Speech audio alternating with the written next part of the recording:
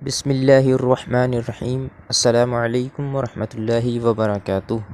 پیارے اور معزز ناظرین، ہمارے یوٹیوب چینل شرعی اور فقہی مسائل کی اس نئی ویڈیو میں خوش آمدید۔ تو کیسے ہیں آپ سب؟ امید ہے خیر و عافیت سے ہوں گے۔ تو آئیے ویڈیو کی جانب بڑھتے ہیں۔ سوال: طہارت حاصل کرنے کے اعتبار سے پانی کی کتنی اقسام ہیں؟ جواب: طہارت حاصل کرنے کے اعتبار سے پانی کی 5 قسمیں ہیں۔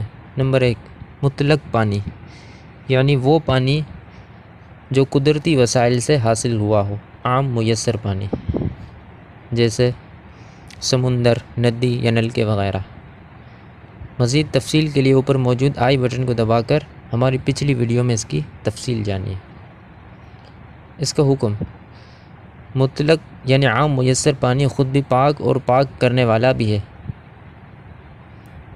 نمبر 2: مکروہ پانی، جیسے بلی وغیرہ کا جھوٹا پانی۔ مکروہ پانی کا حکم: یہ پانی پاک بھی ہے اور پاک کرنے والا بھی ہے، لیکن مطلق یعنی صاف پانی کے ہوتے ہوئے اس کا استعمال مکروہ ہے۔ نمبر 3: مستعمل پانی، جیسے وضو یا غسل کا استعمال شدہ پانی۔ اس کا حکم: یہ پانی خود تو پاک ہوتا ہے، لیکن اس میں پاک کرنے کی صلاحیت نہیں ہوتی، لہذا اس سے وضو اور غسل نہیں کر سکتے۔ نمبر 4: مشکوک پانی، وہ پانی جس کے پاک اور ناپاک ہونے میں شک ہو، جیسے گدھے اور کھچر کا جھوٹا پانی۔ مشکوک پانی کا حکم: کیونکہ اس کے پاک ہونے میں شک ہے، لہذا اس سے بچنا ضروری ہے۔ نمبر 5: نجس یعنی ناپاک پانی، جس پانی میں خون یا پیشاب وغیرہ کوئی ناپاک چیز گر جائے۔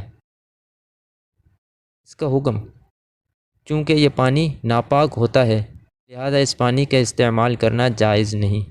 اگر آپ کو ہماری یہ ویڈیو پسند آئی ہے تو پلیز اس ویڈیو کو لائک اور شیئر ضرور کیجیے، اور ابھی تک آپ نے ہمارے اس یوٹیوب چینل کو سبسکرائب نہیں کیا تو اس چینل کو سبسکرائب کرتے ہوئے بیل کے آئیکن کو بھی ضرور دبا دیں، تاکہ ہر نئی آنے والی ویڈیوز سے آپ باخبر رہیں۔